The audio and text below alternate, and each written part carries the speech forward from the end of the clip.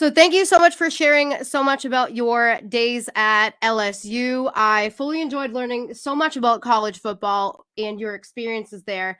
I think it's amazing that you played under Coach Bill Belichick. You were drafted by the New England Patriots in the fourth round in the 2002 NFL draft. You were a key member in defense that helped the New England Patriots win not one, but two Super Bowl titles, both in 2003 and 2004.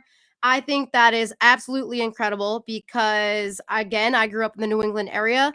And obviously, I grew up watching the New England Patriots. So I'm super excited to be talking to you about being with the team at the height of when they started to become the dynasty. So let's just talk a little bit about your time with the New England Patriots. Do you have any memorable moments that you would like to share with us? And what is it like being a Super Bowl champion? Because you will carry that title with you for the rest of your life. So congrats. You know what? I gotta say, I've been blessed, and it's been an honor just to even get drafted by the Patriots. Because when I got in, they just won their first Super Bowl. People were still trying to figure out who was Tom Brady.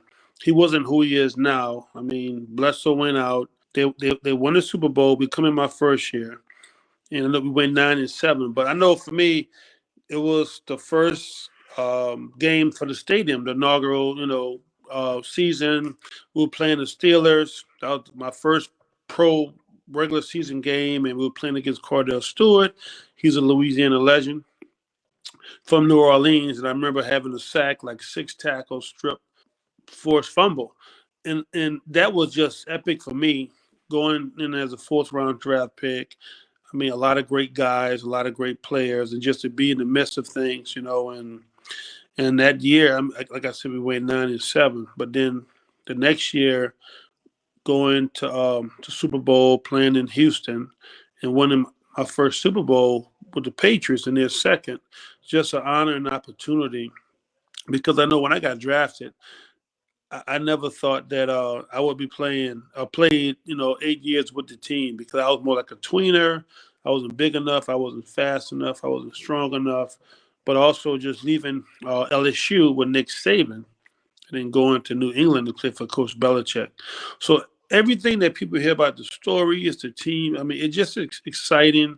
And we are a different type of team, just our DNA. I mean, guys played well together. Guys was like family and all the great I could say ups and downs, but we had more ups than downs my 8 years there, and just the excitement and just the winning attitude and just the formula that Mr. Kraft bought and Belichick and just the guys and I gotta say for me, I say the Steelers game, but I think the game against Indianapolis Colts 2003 AFC Championship game, I had my 2.5 sacks uh, against Peyton Manning and in the snow, and we going to to our second Super Bowl in a row. So that was the most memorable game for me as a Patriot. I think that is amazing that you were able to share those fabulous New England Patriots memories with us. And I like that you mentioned that's basically back in the day when people didn't really even know who Tom Brady was. He was just Right. up and coming. He had just started to take the place of Drew Bledsoe back in the day, if I remember correctly. Again, I was very young as well back in 2003 and 2004, but I do remember going to some of those Super Bowl parades. And I know that Coach Belichick and Coach Nick Saban are very tight knit friends. Do you think you being drafted by Coach Belichick had anything to do with them two being buddies, or no? I would say yes, Jarvis. We'll say yes. Let me tell you a story. Was it 2005 or 2006? I remember we had Stretch, and how Belichick walks around with his whistle, right? And he was just walking, and then he walked into my group. I was like a captain in the front, and he was like, "Hey, how's your coach doing?" I'm stretching. I'm like, "What you mean? Who are you talking about?" He said, "How's your coach doing?" I say, "Coach, what are you talking about?" And he kept twisting his whistle. He said, "How's your freaking coach doing?" It was profanity. And I said, "Bill, what are you talking about?" He said, "How's Nick doing?" "Oh, Nick Saban? I guess he's doing great." I talked to Coach. I talked to Coach Saban all the time when I was playing. I used to go see him all the time when I went back to LSU. And he said, "How is he doing?" I said, "He's doing great. He's winning football games, you know." And he said, "Well, you go tell him this. No. This is what he said. He said, he is the only reason why I drafted you. That's what Bill Belichick told me. He's the only reason why I drafted you. Wow. So there's the answer right there, straight out of the horse's mouth. And I was like, Britt, I was like kind of tearing up a little bit before practice. I'm like, Coach, I'm like, I appreciate you. Thank you. Thank you. You didn't have to tell me this, thank you. So that's, yeah, their relationship is the only reason why. Well, that is awesome. I'm glad that I asked that question. I've never met Bill Belichick or your other coach from college, but I They, watched a really awesome documentary they, on them. yeah, I missed that. I was supposed to be there because before it came out, they invited all the guys that played for both of them. And I couldn't make it. I had something going on with my kids at the time. And I mean, both of them, they're like twins. They're like the same person. Nick Saban had such a power over you getting with the New England Patriots. So good thing that you made a good impression at LSU, Yeah. Jarvis. No. Woo! Heck, yeah, I love them both. Them and Bill. We're going to be wrapping up the football talk shortly. I fully enjoyed learning all about your time with the New England Patriots. We are going to be talking about entrepreneurship shortly. BosBabes Fanatics, thank you so much for listening to me, your host, Brittany Baldi. You guys know that I drop about 4 brand new podcast episodes every month. I have on some of your favorite professional athletes like Jarvis Green, some reality TV competitors, and of course, pro athletes, wives, and girlfriends. Before we start talking about Jarvis and his entrepreneurship, my very last question, sports related, will be if you had any advice for somebody trying to go pro or to play college sports, what would your advice be, Jarvis? I would say the biggest thing today is stay disciplined, keep your nose clean. Whatever the coaches ask you to do, you possibly do that in all your power and do more. Because there's no such thing as 3 strikes anymore. Guys mess up one time, you lose your scholarship, you lose your opportunity to play football and make, a lot of money in the NFL. So, I mean, these things don't come around all the time. It's once in a lifetime. So, like Coach Belichick say, do your job. Excellent advice. Absolutely excellent advice. So you heard it straight from Jarvis. Do your job if you are trying to either A, go pro or play a college sport. We are going to switch right into it. You retired from football around 2010. You got into the shrimping business and you are also a chef. Here's a little fun backstory. I know Jarvis probably doesn't remember this, but a few years ago, Jarvis was at, I think, some type of a kitchen in the Boston area. I don't even remember because it was so long ago, but he was there doing some type of a fun demonstration. He was just starting out, I think, being a chef and cooking. And I remember walking up to him at a Boston Man event recently. Our good friend Matt Roboto was there.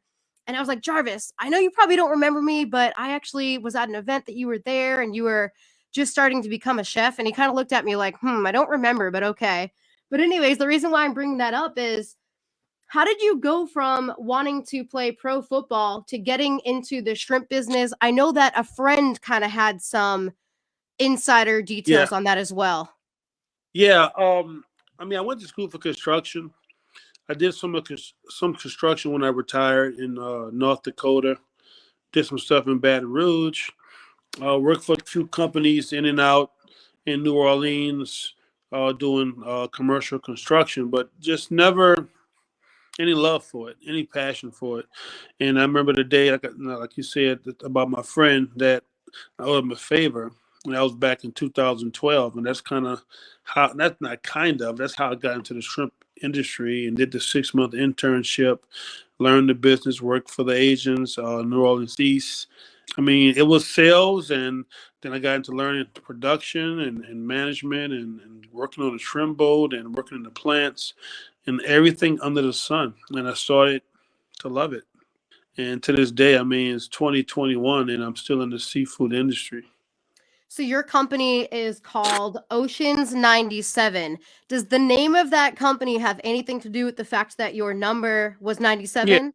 I mean, 97, yeah. And then Oceans, I had a different name before, but then I had to change it because the name was already used already, trademark, copyright, all that stuff. So I got it to Ocean 97. The business has I mean, I've had my ups and downs, but I mean, I've sold to Stop and Shop and some of the largest retailers, and at one point the business kind of disappeared because of COVID.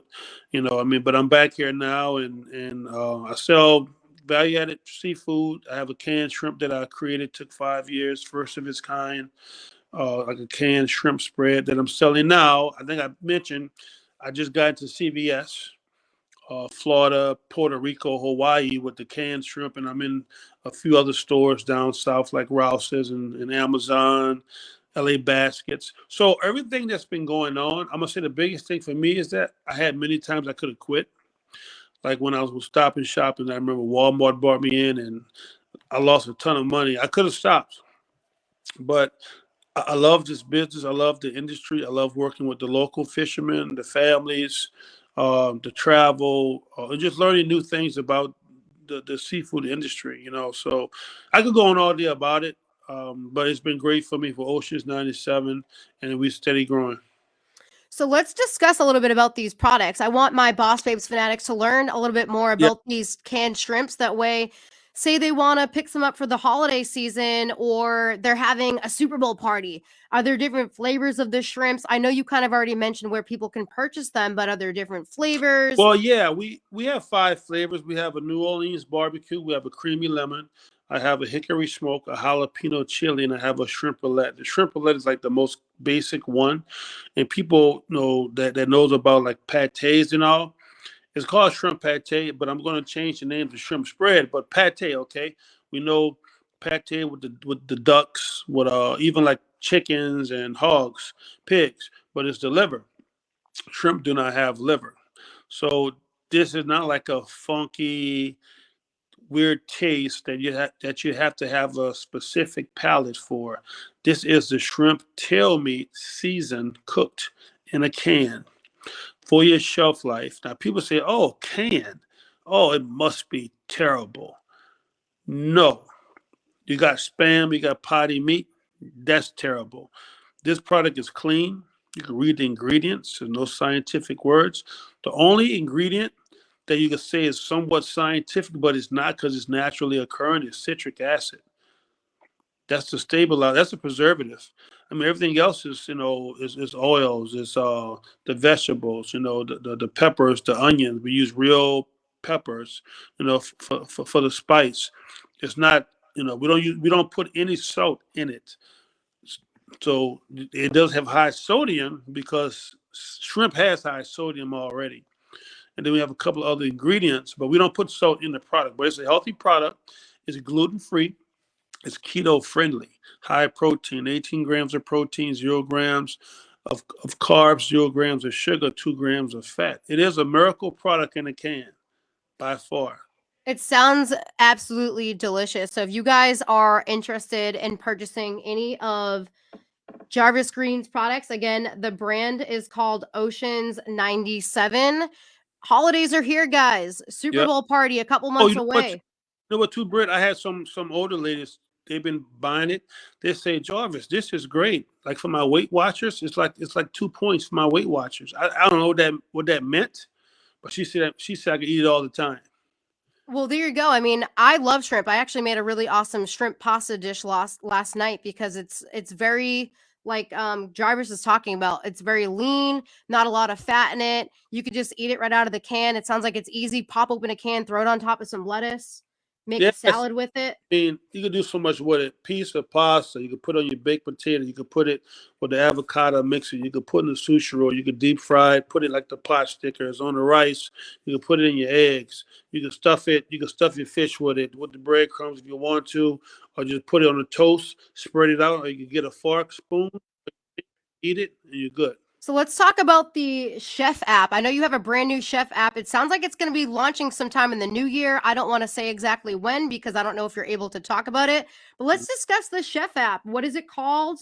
It's And Chef. when can people be looking out for it? Okay, it's called Chef to You. We just signed a huge, I'm gonna say blockbuster deal with our Simon Property Group. We start off in Florida on March the 1st. But then in California, we're doing some beta tests in California, in a lot of counties. We have a lot of food trucks already signed up in California. We have about 40 food trucks signed up in California now. And that beta is going to run from January and continue to run. But then the official deal that we have with Simon, and people are curious because they say they own the malls, right? They're the largest real estate company in the world when it comes to owning land. And we're going to start off in 5 malls: St. Petersburg, we got Tampa, we got Jensen Beach, we have Coral Springs, and we have Destin, Florida. So 5 malls. And the thing about the malls is that it's more about the real estate. So we're going to have 10 food trucks on each property. We're going to have a lot of like games, things to do, balloon artists, jump parks that people could go and eat. But you have a lot of food. You ever been to a food truck event before? I have actually. I've been to a food truck event where You there's know, like a bunch of different food trucks. You walk around, you try the different foods. yeah, but sometimes you may get to like the good ones and the lines are like out the door and the lines are so long they cross on each other. Yes, and that sucks really badly. Yeah. App. If you got a food truck event on a Friday and Saturday and you got a family of 4 or 5, you could order your food not on that day, but prior to, if you're going. And then from there, the technology works, just like a Grubhub or Uber Eats. The technology works, and as you get there, you can get your food, or you could go in the mall. You can shop, order your food. You might be in your dressing room. You might get a chime and say your food ready. But instead of you waiting in line for 40 minutes, you keep doing what you're normally doing. And when your food is ready, you can grab your food, or you can sit outside near the trucks, or go in the mall in the food court, or take your food home, or you could get a courier service with the food trucks. And I'm saying food trucks, but food trucks is the main focus to start. And then we're gonna have the local hotels, because we're doing like a few deals with some hotel groups, like nationwide, that they're gonna use the app as well. But the good thing about this app is that somebody might say, so what's the difference between this app and other apps? We're only charging 15%. And all of our vendors, we're paying for their transaction fee. Unlike Grubhub, Uber Eats, that charges 28% to 42%. I know Postmates charges 42% for most areas in America. We're charging 15%. So right there, we are helping the hospitality industry and those small business owners as well. And also, just say you want a hamburger, McDonald's, Wendy's, Whataburger, Burger King will not be on that app. So now you have an advantage.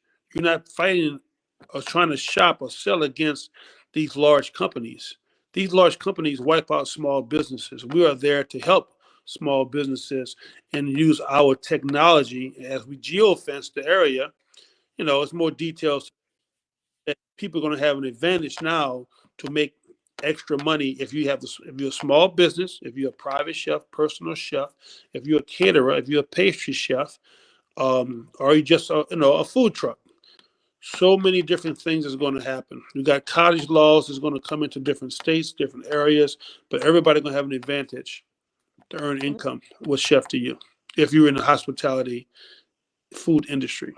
Well, congratulations. I cannot wait to hear more about Chef to You. And maybe when it launches, I'll have you back on here in the springtime, have you back on the Boss Babes Lifestyle Sports podcast. We could talk all about the launching of it and what you've been up to and how your holidays were.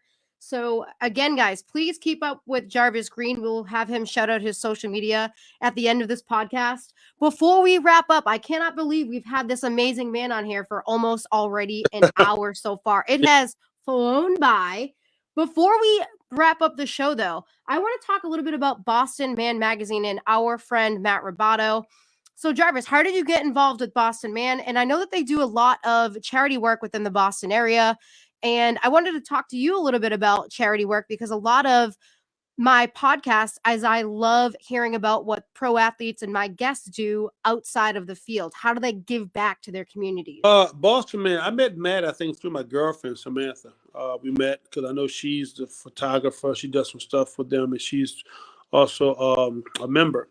And I got in, and I know I got in for the magazine. There was about Oceans 97, Chef to You. And, I've been going to the events. The events are phenomenal. I'm like in awe because I remember when COVID was going on and he had the first event during the COVID year in Quincy at I think at Forest, and he just put these events out, and following the code, people showing up, looking great, looking sexy, looking beautiful, and I gotta say, every event he threw after that, you didn't hear any problems, any issues, with COVID or anybody catching anything. So I applaud him. I applaud everybody that showed up, that supported these events as well. So Boston Man Magazine and Boston Man, our club. I mean, it's exceptional. It's probably one of the better, private. Well, just a private club. You don't talk about it, but I mean, it's a private club, sponsorships, and whatever it is that you got to do to be a part of it. So, but just to being here, being there, doing the different things, meeting people, networking. It's good to get out, man, just to have a good time and nobody gets hurt and nobody get in trouble.